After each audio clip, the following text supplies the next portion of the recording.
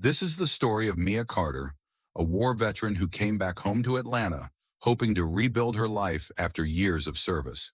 But one night, when she walks into a high-end restaurant proudly wearing her military uniform, she's met with cold rejection, dismissed as if her sacrifices meant nothing. That humiliating moment sparks a fire in Mia. She shares her story online, and it quickly goes viral, turning her fight into a national movement for respect and justice. As protests erupt and a tense legal battle unfolds, Mia becomes the voice for countless veterans facing similar struggles. But can she turn public support into real change? Or will the odds against her prove too much? Subscribe to follow Mia's inspiring journey and leave a comment. What would you do in her place? Don't miss out on this story of courage, resilience, and the power of standing up when no one else will. Mia Carter never thought she'd miss the dusty heat of the Middle East. It had been relentless and unforgiving, but there was a kind of clarity to those days. You knew your mission, knew what was at stake. Every sunrise was a gift. Every sunset a promise that you'd made it through another day. But now, back in Atlanta, Georgia, 36 years old and bearing the invisible scars of two tours in Iraq and Afghanistan, Mia felt more uncertain than ever before. She lived alone in a small, modest apartment just off Piedmont Road, surrounded by the echoes of a life she could never quite leave behind. Framed medals hung on the wall, symbols of the courage and sacrifice that had earned her respect overseas. Her uniform, freshly pressed, always hung neatly in her closet, a reminder of the days when she felt like she belonged to something bigger than herself. It was a sharp contrast to the nights she now spent in silence, where the only sounds were the distant hum of traffic and the occasional siren wailing through the city streets. Mia's days began before the sun rose, the habit of early mornings ingrained in her from years of strict military discipline. She jogged through the old neighborhood before dawn, her breath fogging in the crisp air, her footsteps echoing down the empty streets. It was the only time she felt truly at peace, just her and the rhythm of her heartbeat, the steady pace of her feet against the pavement. In those moments, she could almost forget the nightmares that sometimes clawed at her sleep, the images of explosions and the faces of friends she'd lost. After her run, she'd return to her apartment, make a simple breakfast, and prepare for her part-time job at the Atlanta Veterans Center. It wasn't much, but it gave her a purpose. Mia had become a counselor, listening to stories from other veterans, stories that mirrored her own struggles with adapting to a world that no longer felt familiar. Some of them came in angry, others numb, but Mia understood them in a way that no one else could. It made her feel useful again, like she was still making a difference, even if the battlefield had changed. But there were cracks in the facade. When she looked in the mirror, she saw a woman who carried the weight of those years in the fine lines around her eyes, in the way her mouth set into a hard line when she thought no one was watching. She'd stopped speaking to most of her old friends, the ones who couldn't understand why she'd changed. Even her family seemed to walk on eggshells around her, unsure of how to reach the woman she'd become. Her mother, Carla, had tried to be supportive, offering to visit more often, but Mia had gently pushed her away, insisting that she needed to handle things on her own. It wasn't that she didn't appreciate the effort. She just couldn't bear the pity she saw in Carla's eyes. It made her feel small, like a broken version of the daughter her mother remembered. And as for Derek, her younger brother, he'd stopped asking about her service altogether after a tense argument when she'd returned home. "You don't understand," she'd snapped at him, the bitterness lacing her voice. "You don't know what it's like out there." He'd retreated, hurt and confused, and she hadn't known how to bridge the gap since. So Mia continued on, moving through her routines like a soldier on autopilot. But as the months wore on, a restlessness began to gnaw at her. She longed for a connection to the city she had once called home, a way to feel like she was more than just a shadow among the living. That was what led her to make a decision one chilly Friday evening. Something as simple as treating herself to dinner at a restaurant she'd seen in passing, hoping for a brief moment of normalcy. It was early November, the air crisp with the promise of winter, when Mia decided to step outside of her usual routines. She had seen Jackson's Grill during one of her morning runs, an upscale restaurant in the heart of the Buckhead district, its polished windows glinting in the sunlight. It was the kind of place where families gathered to celebrate milestones and business deals were made over sizzling steaks. It wasn't somewhere she'd normally go, but she thought maybe, just maybe, she could find a sense of belonging there, even if just for an evening. She spent extra time getting ready that night, smoothing her hair back into a neat bun and carefully pinning on her medals. She chose to wear her uniform, not out of a desire for attention, but because it was the best she had. It made her feel confident, put together, like she could face whatever the evening might bring. As she glanced at her reflection in the mirror, she caught a glimpse of the person she used to be, before the war had taken so much from her. For a moment, she allowed herself to feel hopeful.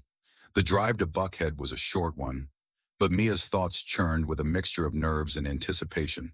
She tried to push down the small voice in the back of her mind that warned her she might not fit in here, that this world of expensive drinks and white tablecloths wasn't for people like her. But she ignored it, focusing instead on the memory of her mother's voice telling her that she deserved a treat, that she deserved to feel special every once in a while. As she parked her car and walked towards the entrance, the golden lights of Jackson's Grill shone invitingly, casting a warm glow onto the sidewalk. She could see families and couples inside, laughing and sharing meals, and she let herself imagine, just for a moment, that she could be a part of that. But as soon as she stepped inside, the mood shifted. Conversations faltered, and heads turned towards her. At first, Mia thought they might be looking at her uniform with respect, but then she caught the looks in their eyes. Curiosity, disdain, amusement. Her chest tightened as she heard snippets of whispered conversations. Do you think she knows how much the steaks cost here? Probably looking for a free meal. Mia's jaw clenched, but she forced herself to keep walking towards the hostess stand, determined not to let the comments ruin her night. She reminded herself that she had faced far worse in the heat of battle, that she had survived ambushes and mortar fire. A few judgmental stares couldn't break her. The hostess, a young woman named Emily, barely glanced up from her reservation book when Mia approached. Her face was set in an expression of polite disinterest, and Mia had to clear her throat to get her attention. Good evening, she said, managing a small smile. Table for one, please. Emily finally looked up, her gaze flicking over Mia's uniform before settling on her face. I'm sorry, ma'am, but we're fully booked tonight, she said, her voice as smooth as glass. Her smile was just a little too practiced, too tight, and Mia felt a prickle of unease. Mia glanced past the hostess's shoulder into the dining room. She could see half a dozen empty tables, their white linens gleaming under the warm lights. Are you sure? She asked, her voice carefully. I see some open spots. I don't mind waiting. Emily's smile grew colder, and she didn't bother to hide the irritation in her voice. As I said, we're fully booked for the evening, and those tables are reserved for guests on our list. Mia felt a flare of anger, but she kept her expression neutral. Could I be added to the list then? I'm willing to wait as long as it takes. Emily's lips twitched, and for a moment, Mia thought she might relent. But then the hostess shook her head. I'm afraid our wait list is full as well, ma'am. Perhaps you'd be more comfortable at another establishment down the street. Mia blinked, momentarily stunned by the dismissiveness in the young woman's tone. It wasn't just a refusal, it was a dismissal, a subtle suggestion that she didn't belong in a place like this. She felt her hands clench into fists at her sides, the muscles in her jaw tightening. 1,000 retorts flashed through her mind, but she swallowed them down, reminding herself that she was in uniform, that she had to hold herself to a higher standard. She took a step back, glancing around the restaurant one last time.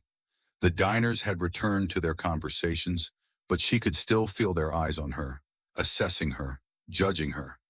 She wondered if any of them would have cared enough to speak up, to challenge the hostess's decision, but their silence spoke louder than any words.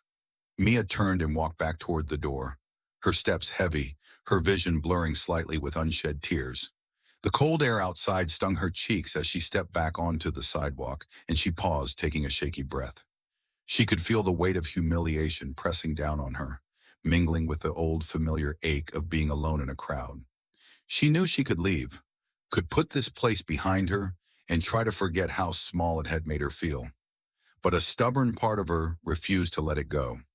She'd fought too hard, sacrificed too much, to let herself be treated like this without standing up for herself. She needed to do something, even if she wasn't quite sure what that was yet. Mia's decision to turn back was almost instinctual, a spark of defiance flaring to life inside her. She turned on her heel and walked back through the front door, the warmth of the restaurant washing over her like a wave. This time the conversations truly stopped, heads turning to follow her as she made her way back to the hostess stand. Emily's smile faltered when she saw Mia return, and her eyes widened with a flicker of annoyance. "I'd like to speak to your manager," Mia said, her voice calm but firm. She could feel the heat of embarrassment creeping up her neck, but she forced herself to stand straight, to hold her ground. Emily hesitated, her lips parting as if she might protest, but then she glanced at the diners staring openly now, and she nodded tightly. "One moment, please." She disappeared behind the reservation desk, leaving Mia to stand there, alone in the middle of the restaurant's entryway, with every eye in the room on her.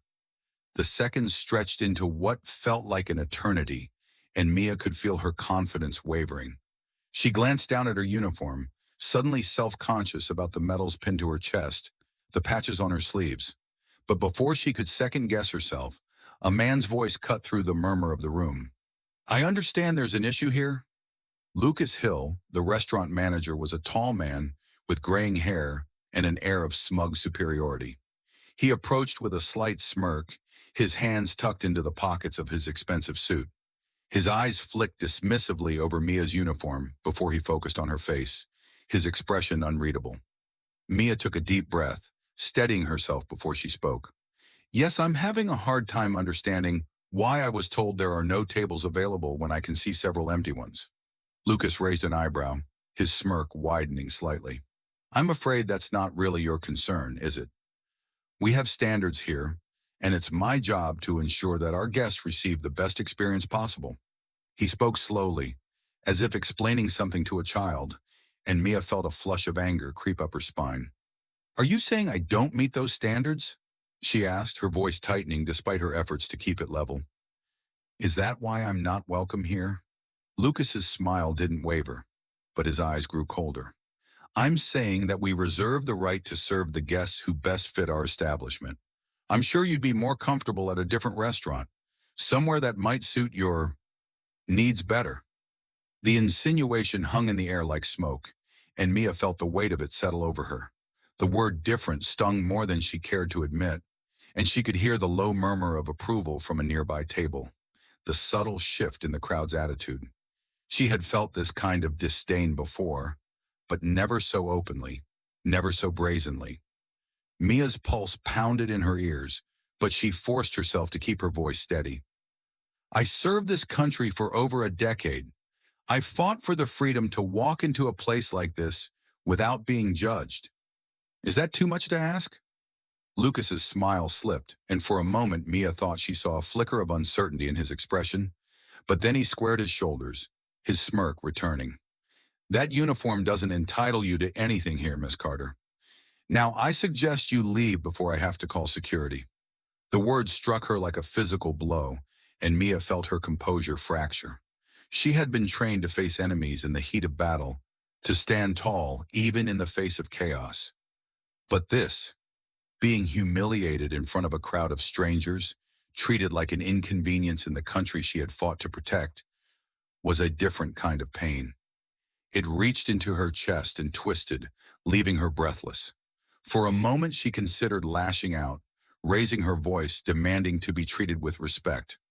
But she knew that would only confirm the judgments in their eyes, that it would give Lucas and his staff the satisfaction of seeing her lose control. Instead, she swallowed her pride, turned on her heel, and walked back out of the restaurant, her fists clenched so tightly that her nails bit into her palms. As she stepped into the night air, the cold wind stung her cheeks, mingling with the hot, bitter tears that she had kept at bay inside. But this wasn't over. Mia knew she couldn't let it end like this, with her walking away in silence. She just needed to figure out how to turn the pain in her chest into something that would make them listen. Mia drove home with her hands gripping the steering wheel so tightly that her knuckles turned white. The night outside her car windows was dark and cold, the Atlanta streets eerily quiet at this hour. But inside her chest, a storm was raging, a mix of humiliation and anger that she couldn't seem to control. She replayed every detail of what had happened at Jackson's Grill, the manager's smirk, the dismissive glances from other diners, the stinging rejection that made her feel like an outsider in the very country she had fought to protect. When she finally reached her apartment, she parked but didn't get out of the car right away. Instead, she sat there, staring blankly through the windshield, the events of the night swirling through her mind. She thought about her comrades who never made it back, those who would never have a chance to live a quiet evening, let alone face the kind of disrespect she had just endured. It wasn't right. It wasn't fair. And yet it was happening, not on a battlefield, but here, at home. Mia wiped her eyes with the back of her hand, anger giving way to a raw, simmering determination. She knew that walking back into the restaurant and causing a scene wouldn't change anything. It would only make her the villain in their eyes. But there had to be a way to make them see the truth of what they had done, to make them understand the pain and disrespect they had inflicted. She reached for her phone, the thought forming in her mind before she fully realized it. Opening her social media apps, she typed out a post, recounting the events of the evening in careful detail. Her words came out raw and unfiltered, laced with the emotions she had tried to keep hidden inside the restaurant. Tonight, I walked into Jackson's Grill in my uniform, proud of my service to this country. I was told I wasn't the right fit for their restaurant. This is what it feels like to serve, only to come home and be treated like you don't belong. If you think this kind of discrimination doesn't exist in 2024, think again. She attached photos she had snapped on her phone, images of the empty tables inside the restaurant, the smug look on the manager's face, and a selfie she took outside, her uniform visible in the dim light of the parking lot. She tagged the restaurant's official account, knowing it would be impossible for them to ignore. Then she paused, her thumb hovering over the post button. For a moment, doubt crept in. What if people thought she was overreacting? What if they accused her of seeking attention? But then she remembered the sneering voice of the manager, the way he had dismissed her service as if it meant nothing. She pressed post and watched as the message went live. Mia leaned back against the headrest, her heart pounding in her chest.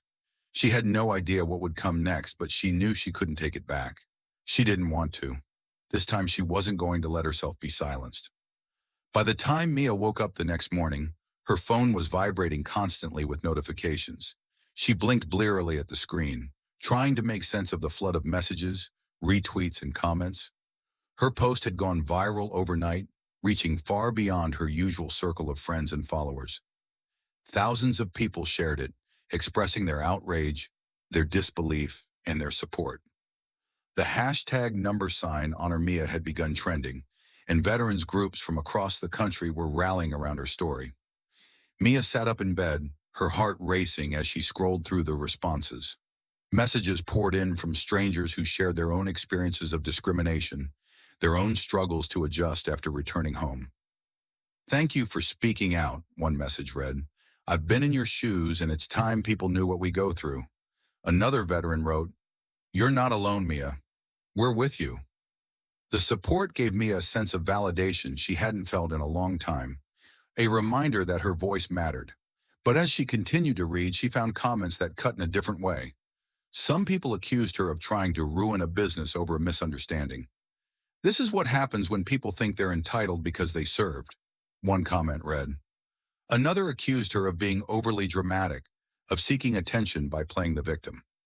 Mia's hands tightened around her phone as she read the words, the familiar sting of doubt gnawing at her resolve. But then she remembered the quiet humiliation of standing outside that restaurant, the anger that had propelled her to speak up in the first place. She knew the truth of what she had experienced, and she refused to let anyone make her feel small again. Her post continued to spread throughout the day, catching the attention of local news outlets. Reporters began reaching out, asking for interviews, wanting to hear her side of the story.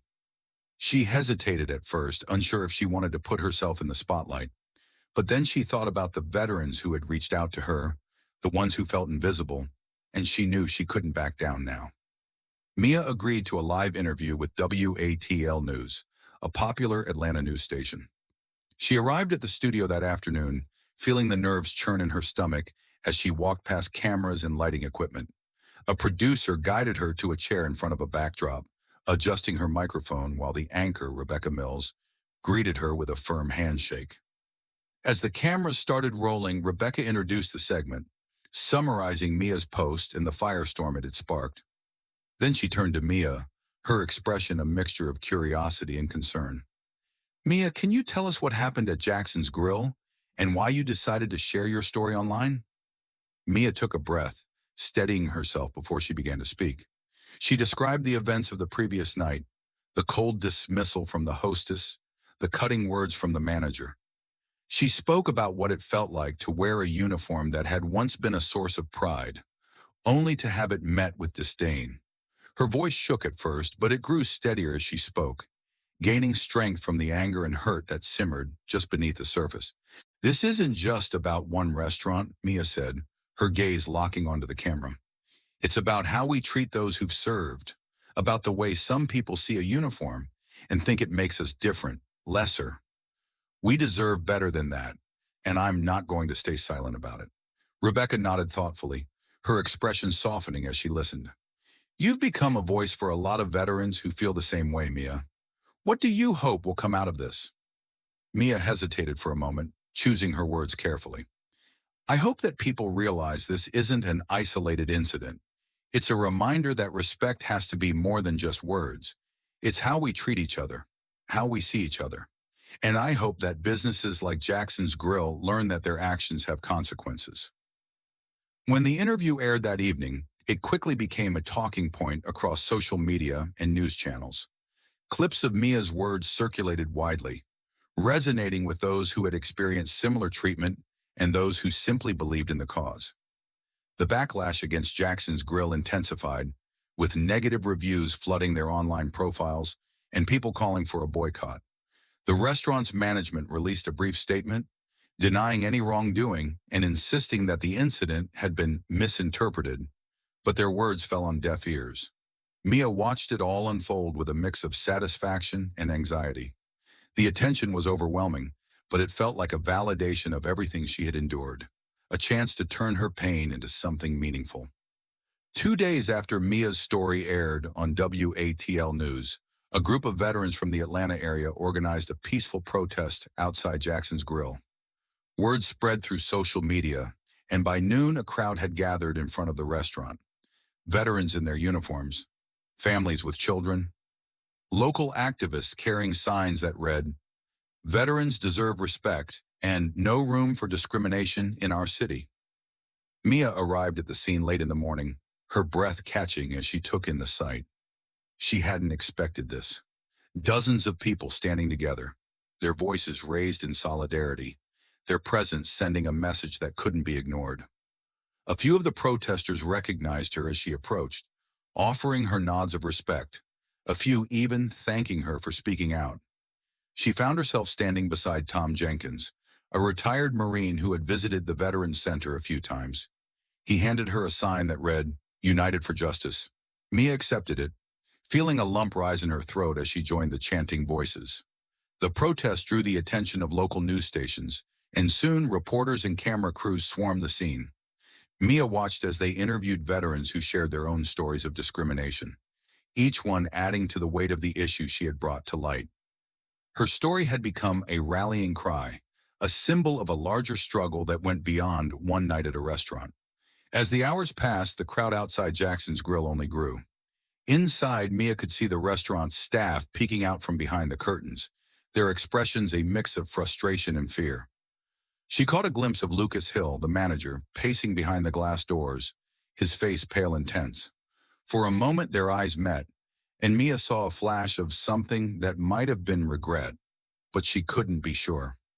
That evening, as news coverage of the protest played on television screens across the city, Mia felt a surge of hope. It wasn't just about her anymore. It was about a community that refused to be silent, about people standing together to demand the respect they deserved. That night, after the protest had ended and the crowds dispersed, Mia sat at her kitchen table, surrounded by the quiet hum of her apartment. Her phone buzzed with messages from supporters, some offering to donate to a legal fund if she chose to pursue further action. It was then that she received a call from James Parker, a lawyer who had seen her story on the news. James was a veteran himself, having served in the Navy before attending law school, and his voice carried a warmth that immediately put Mia at ease. "Mia, I saw your interview and I want to help," he said. "I think you have a strong case for discrimination, and I'd be honored to represent you if you decide to take this to court." Mia hesitated, unsure if she wanted to escalate things that far. The idea of a lawsuit felt daunting, like a battle she might not be prepared for. But then she thought about the veterans who had stood beside her, the ones who had thanked her for speaking out. She thought about the anger that still simmered in her chest and the need for justice that wouldn't be satisfied with a simple apology. "I appreciate the offer, James," she said, her voice steady.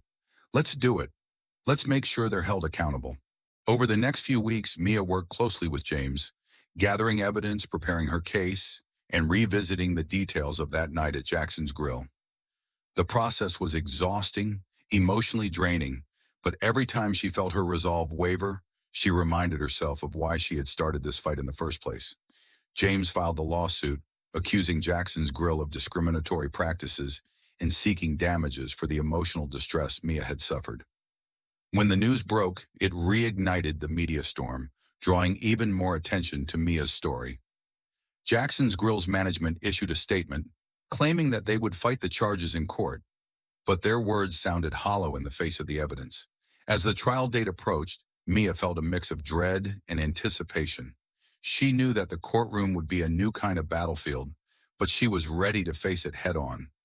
She had fought too hard to turn back now, and she was determined to see this through to the end.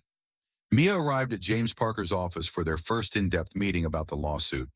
It was a small space in a brick building downtown, lined with framed photographs of Navy ships and certificates that attested to James's accomplishments. The air was filled with the scent of old leather and fresh coffee, and the afternoon sun filtered through the blinds, casting long shadows across the desk. James greeted her with a firm handshake and a smile that was both reassuring and earnest. He wore a crisp white shirt with the sleeves rolled up, his manner confident but not arrogant. Mia noticed the small lapel pin on his jacket, a gold anchor, the symbol of his Navy service. It reminded her that, unlike most of the people she had dealt with recently, James understood the weight of what she was fighting for. "Let's get to work, Mia," he said, gesturing for her to sit. "I've gone through the details of your case, and I think we've got a real chance here. But it won't be easy. They're going to try to paint you as unstable, maybe even say you're just looking for a payout. We need to be ready for whatever they throw at us." Mia nodded, taking a seat across from him. She'd expected as much. "I don't care about the money, James. This is about making them understand that what they did was wrong. I want them to know they can't treat people this way and get away with it." James gave her an approving nod. "Good.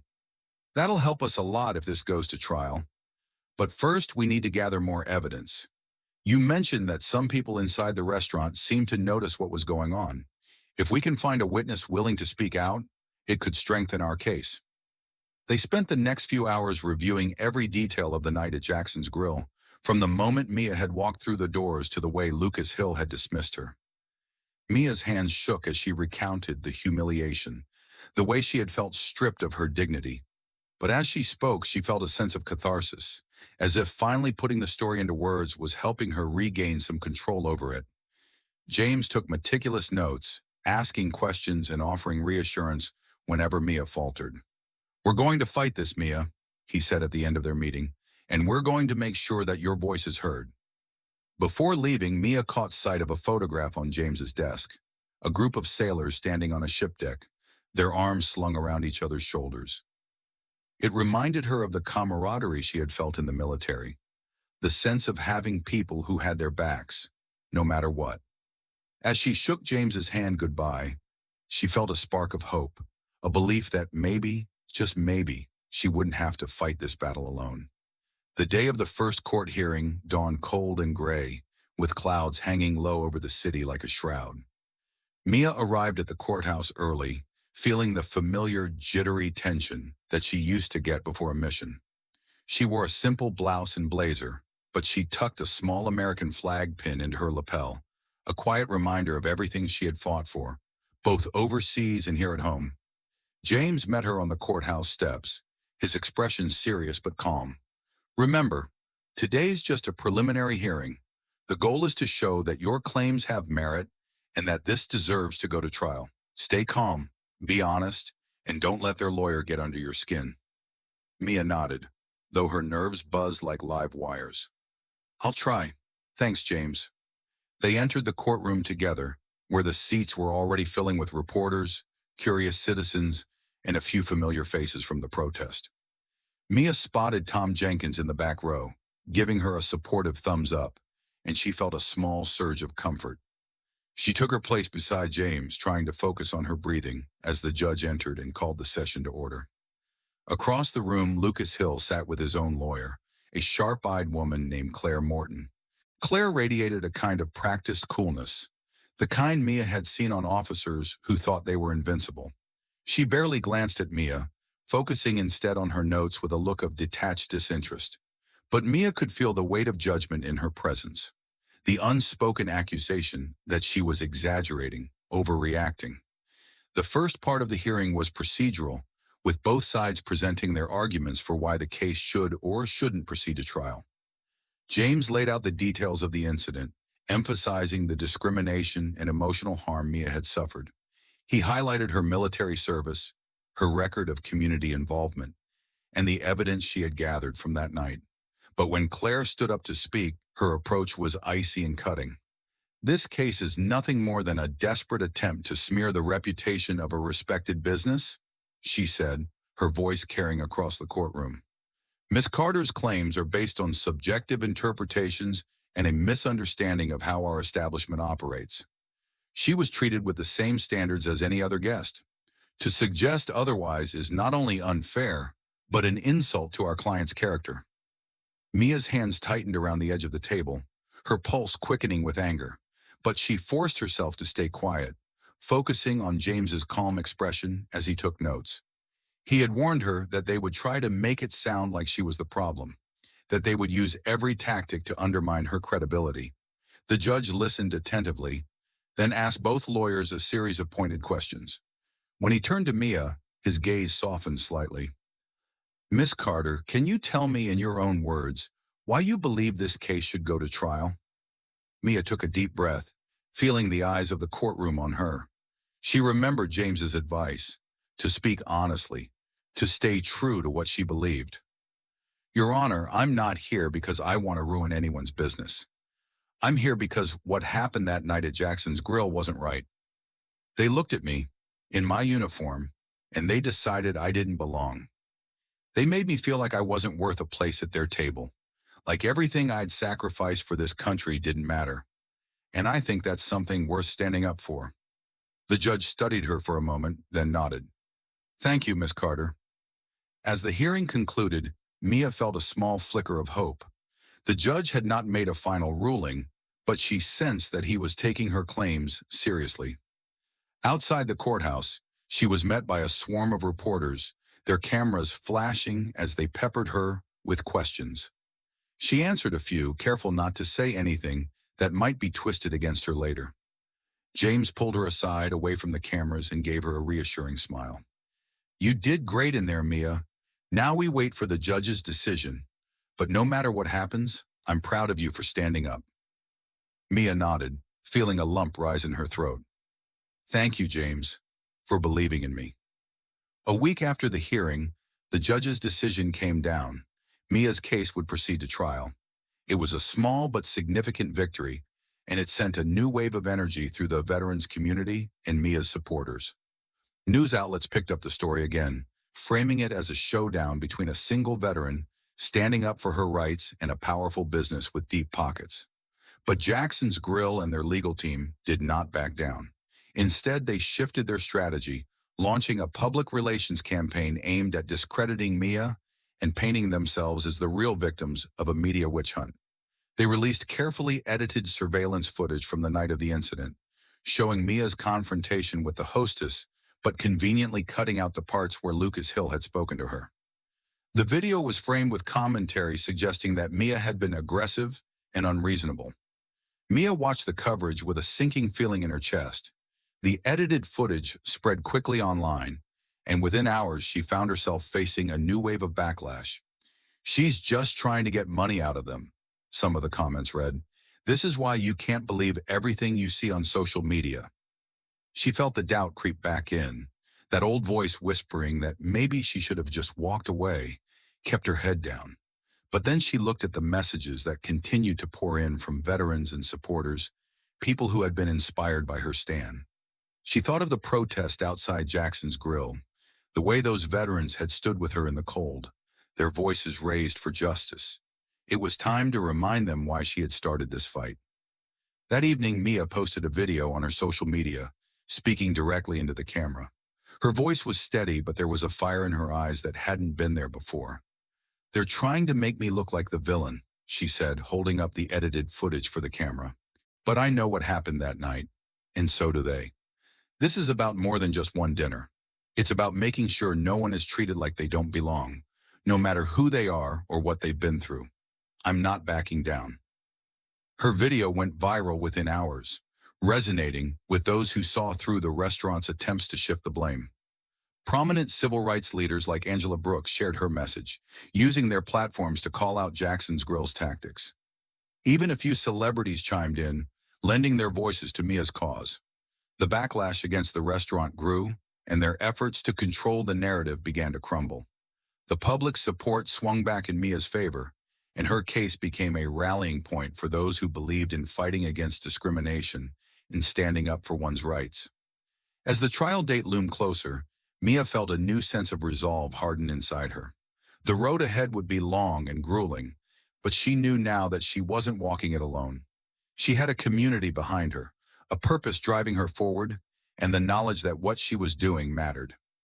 She thought back to her time in the military, the moments when everything seemed hopeless, but you kept fighting anyway, because giving up was never an option. This was just another mission, another battle that needed to be won, and she would see it through, no matter the cost. The morning of the trial was colder than usual for early December, the sky a dull gray as Mia Carter walked up the steps of the courthouse. The air felt sharp, and each breath misted in the air before her. The tension buzzed beneath her skin, a mix of nerves and determination that she hadn't felt since her first deployment. Today wasn't just about her, it was about every veteran who had ever been made to feel like they didn't belong in the country they had served. James Parker walked beside her, his expression serious but supportive. "You ready, Mia?" he asked as they reached the courthouse doors, his hand resting briefly on her shoulder. Mia took a deep breath, squaring her shoulders. "Ready as I'll ever be," she replied, her voice steady. She glanced back at the crowd gathered outside, reporters, veterans, and supporters who had shown up despite the chill in the air. Among them, she saw Tom Jenkins holding a sign that read, "Justice for Mia, justice for all," and she gave him a small nod of gratitude. As they stepped inside, Mia couldn't help but feel the weight of the moment pressing down on her. The courtroom was packed, the air thick with anticipation.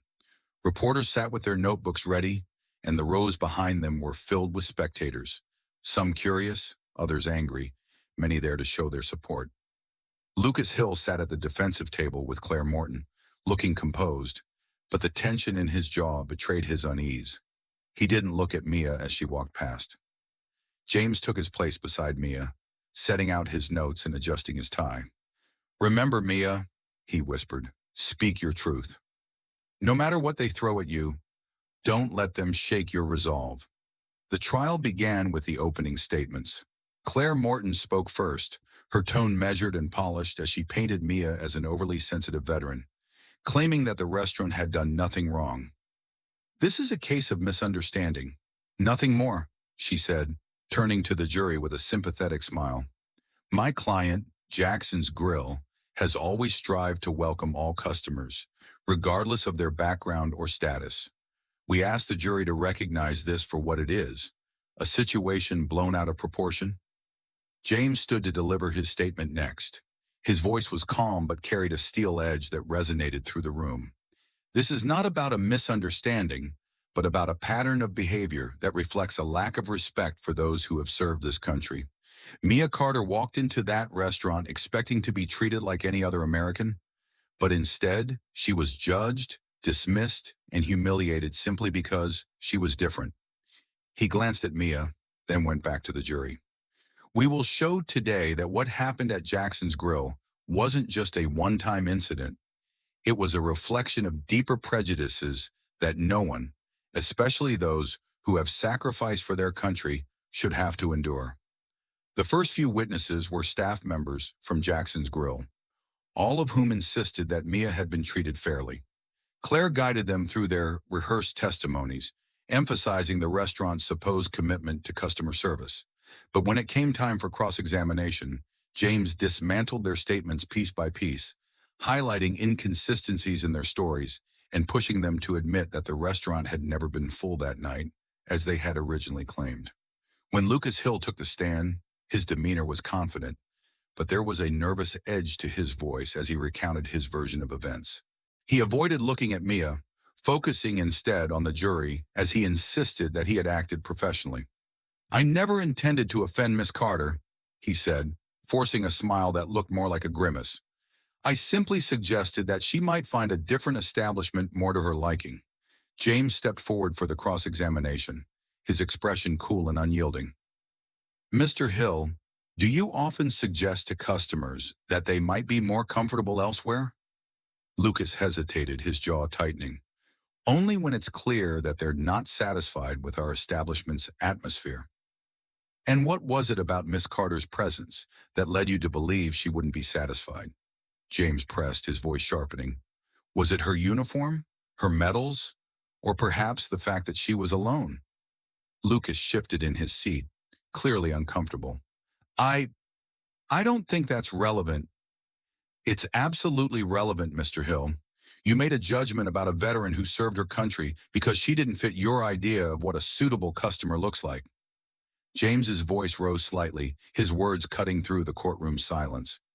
"And that judgment cost her her dignity. That's why we're here today." The moment had come for Mia to take the stand. Her hands trembled slightly as she placed them on the armrests of the witness chair, but she willed herself to stay calm. She glanced at the jury, trying to find the words that would make them understand the pain she had felt, the deep sense of betrayal. James guided her through the early questions: her military service, her background, the events of the night at Jackson's Grill. She spoke with honesty, describing how proud she had felt walking into that restaurant and how quickly that pride had been stripped away. She spoke about the way the whispers had cut into her, how Lucas Hill's words had made her feel like she was less than human. "Why did you decide to speak out, Miss Carter?" James asked, his voice gentle. "Why not just let it go?" Mia swallowed hard, her gaze turning inward for a moment before she looked back at the jury. "I spent over a decade fighting for this country, for the freedoms we all take for granted. When I came back, I thought those sacrifices meant something. But that night, standing outside Jackson's Grill, I realized that to some people, they don't. And I couldn't just walk away from that. I had to make them see what they were doing, not just to me, but to every veteran who comes home and finds that they don't have a place anymore." Her voice cracked with emotion, but she pressed on, the words coming faster now. "I didn't ask to be treated like a hero. I just wanted to be treated like a human being. And I don't think that's too much to ask." There was silence in the courtroom after she finished speaking, a heavy pause as the weight of her words settled over the room. For a moment, Mia thought she saw a flicker of sympathy in the eyes of one of the jurors, a middle-aged woman with silver hair and a pinched expression. Then it was Claire's turn to cross-examine, and the moment shifted. Claire's questions were cold, pointed, designed to rattle Mia and undermine her story. She tried to paint Mia as someone who had overreacted, someone who was using her status as a veteran to manipulate the narrative. "Miss Carter, would you agree that you've struggled with adjusting to civilian life?" Mia tensed, but she nodded. "Yes, I've struggled, but that doesn't make what happened to me any less real." Claire's eyes narrowed. "And would you also agree that you've experienced symptoms of post-traumatic stress disorder since your return from service?" Mia felt her pulse quicken, the familiar flush of frustration rising in her chest. I have PTSD, yes, but that doesn't mean I can't recognize when I'm being treated unfairly. Claire's smile was thin, calculated. Or perhaps you misinterpreted the situation that night because of your condition? James was on his feet in an instant. Objection, Your Honor. This line of questioning is irrelevant to the events in question. The judge nodded firmly. Sustained. Move on, Miss Morton. Claire reluctantly changed her approach, but Mia could feel the damage the question had done, the seed of doubt planted in the minds of some jurors. She forced herself to keep her head high, to meet their gazes squarely, even as Claire tried to poke holes in her story. When Mia finally stepped down from the stand, she felt drained, as if she had left a piece of herself behind in that chair. James gave her a brief nod of encouragement, but she could see the tension in his face, the unspoken worry that they still had a fight ahead of them. The trial stretched on for days, with each side presenting witnesses, evidence, and arguments. Outside the courthouse, the media continued to swirl, reporters eagerly capturing every new development. The community remained divided. Some rallied behind Mia, while others questioned whether she was making too much of a single incident. Mia tried to shut out the noise, focusing on the faces of the veterans who came to the courthouse every day, offering her words of encouragement as she walked in. They reminded her of what she was fighting for, even when the outcome seemed uncertain. When the jury finally retired to deliberate, the waiting felt like a new kind of torture. Hours stretched into a full day, and then another as Mia tried to occupy herself in the small courthouse cafeteria, sipping lukewarm coffee and staring at the clock on the wall. James stayed with her, offering quiet reassurances that she wasn't sure she believed. But on the third day the word came. The jury had reached a decision. Mia's heart hammered in her chest as she returned to the courtroom, her legs feeling unsteady beneath her. The judge's expression was unreadable as he took his seat, and Mia's mouth went dry as the jury foreperson stood, holding a slip of paper in her hands. The foreperson cleared her throat, glancing at the paper before looking up at the courtroom.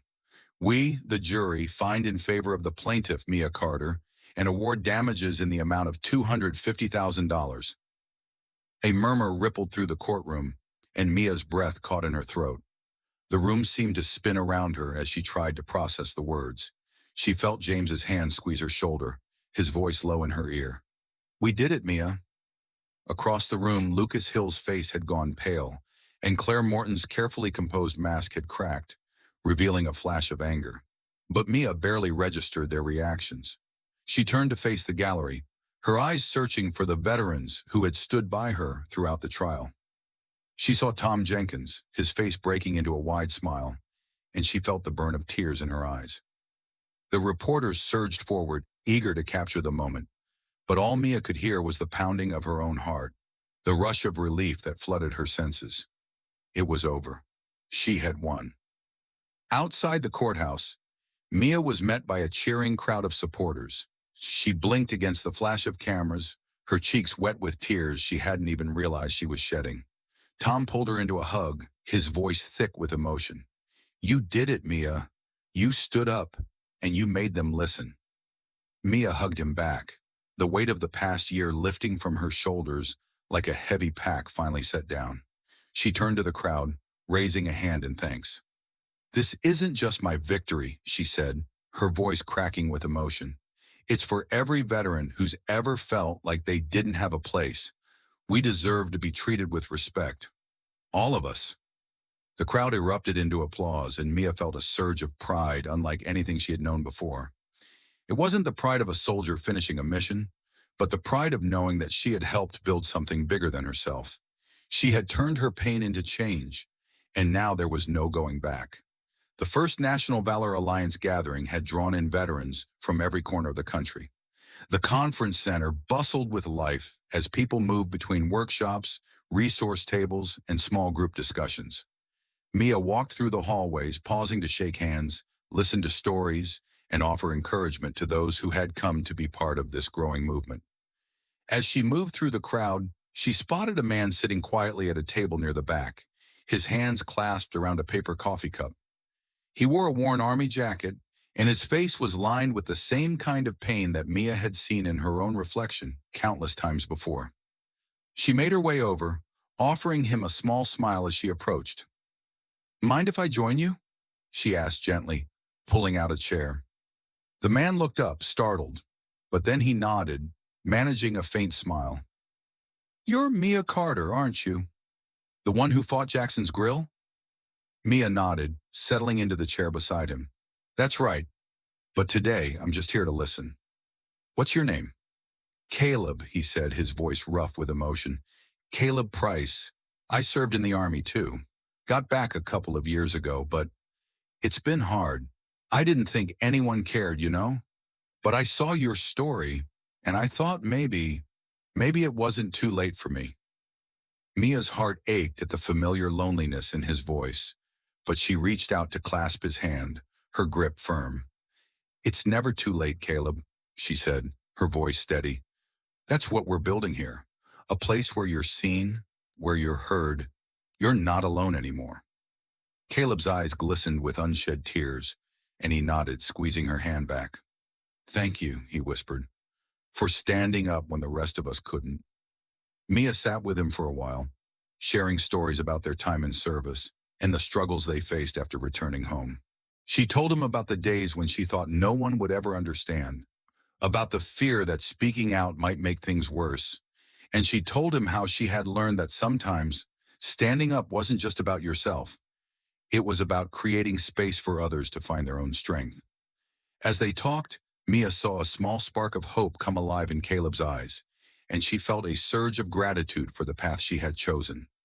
It was moments like this, small but profound, that reminded her of why she had fought so hard.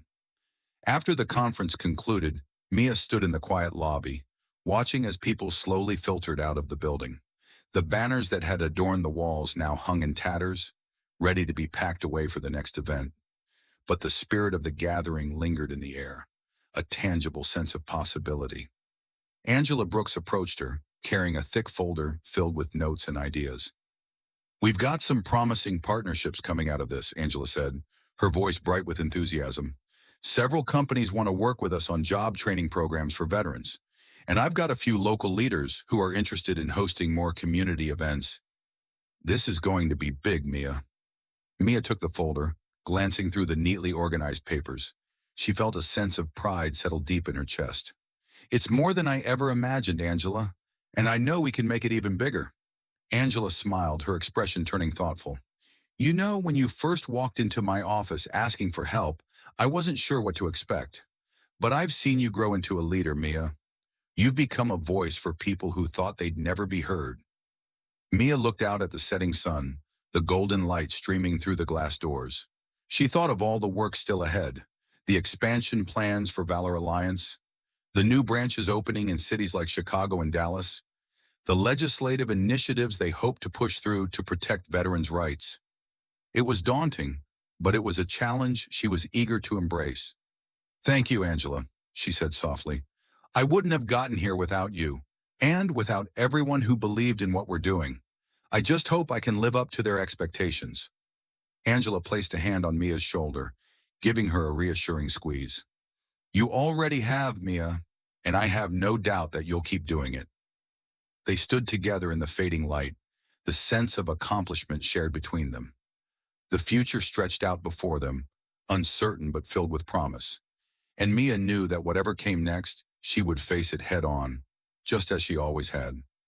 That night back in her apartment, Mia sat at her desk, surrounded by the silence that had once felt so heavy, but now carried a sense of comfort. She reached for the stack of letters that she had brought back from the Valor Alliance event, deciding to read through a few before bed. Each letter was a reminder of how far she had come, how the ripples of her actions had reached people she might never meet in person. One letter, written in shaky handwriting, caught her eye. It was from a woman named Sarah, whose husband had served in the Marines and had struggled to find steady work since returning home. Mia's eyes scanned the page, taking in the heartfelt words. "Dear Mia, I don't know if you'll ever read this, but I wanted to thank you.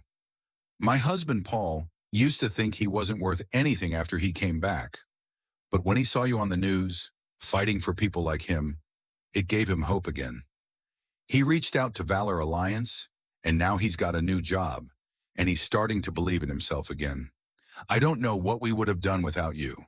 Thank you, from the bottom of my heart. Mia felt a lump rise in her throat as she read the words, her fingers tracing the edges of the paper. She thought of all the sleepless nights, the moments when she had questioned whether it was worth it to keep fighting. But then she thought of Paul, of Sarah, of the countless others who had found hope through Valor Alliance, and she knew that every hardship had been worth it. She picked up a pen, jotting down a quick reply on Valor Alliance stationery. Sarah, thank you for your kind words. Your letter means more to me than you can know. Please tell Paul that he's not alone and that we're proud to have him as part of our community. Wishing you both strength and peace. Mia Carter. As she sealed the envelope, she glanced at the photo of her old unit on her desk, a quiet smile tugging at her lips. It felt like she was finally repaying a debt she had carried with her for years, finding a way to honor the friends she had lost and the sacrifices they had made. Mia stepped out onto her balcony, the cool night air brushing against her face. She looked up at the stars, the same ones she had stared at on so many sleepless nights overseas, wondering if she would ever make it back home. Tonight, they seemed to shine a little brighter, casting their light across the city that had become her battlefield and her sanctuary. She thought back to that night outside Jackson's Grill, the sting of rejection that had pushed her to fight. It felt like a lifetime ago, but it had set her on a path she would never have imagined. A path that had been filled with pain, but also with a kind of healing she had thought she would never find. The door to the balcony creaked open, and Tom Jenkins joined her, carrying 2 steaming mugs of coffee. He handed one to Mia, settling into the chair beside her. Thought you might want some company, he said, taking a sip. Big day, huh? Mia smiled, accepting the warmth of the mug in her hands.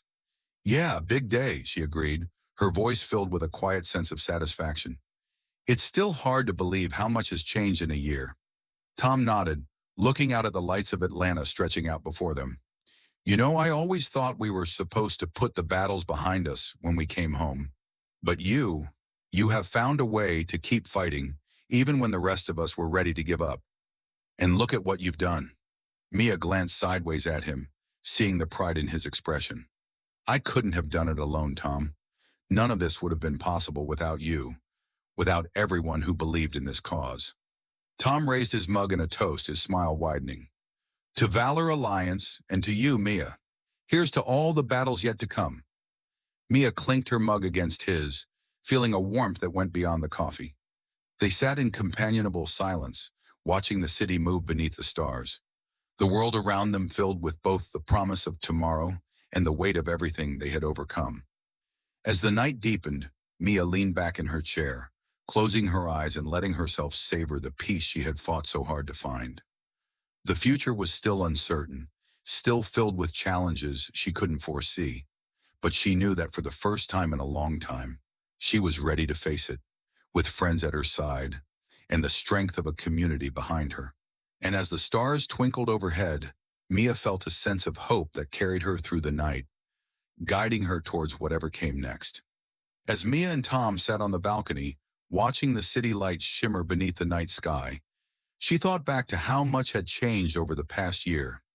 From that cold night outside Jackson's Grill to this moment of quiet satisfaction, the journey had been long, but worth every step. She leaned forward, a new thought crossing her mind. You know, Tom, a lot of people have been following this journey.